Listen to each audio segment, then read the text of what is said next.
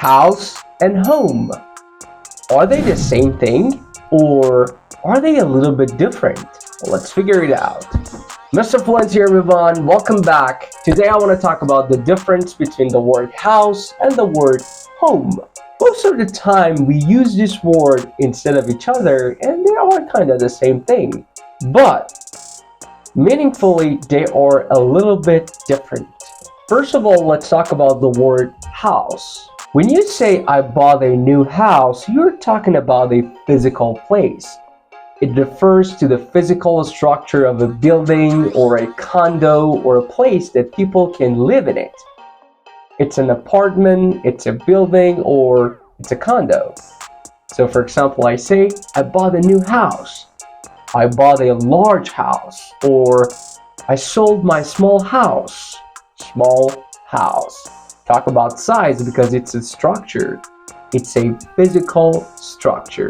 Let's see some examples for the word house. So this is where you live? This is my house. No, you see, we're living in a hotel until our new house is finished being built. Disgusting house. What do you think of it, Maria? The new house. And then we have the word home. Meaning of the word home, it's beyond the physical structures. It's a little bit emotional and related to your thoughts and feelings. If you feel safe in a place, you can call it home.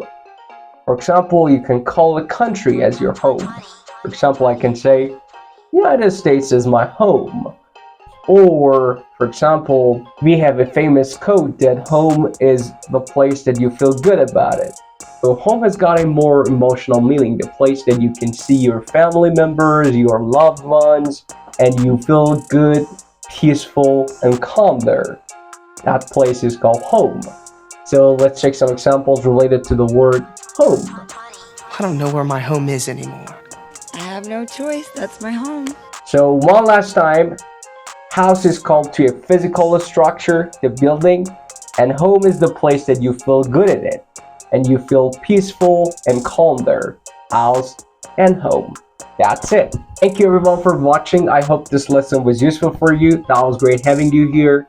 If this lesson was useful, as always, don't forget to subscribe.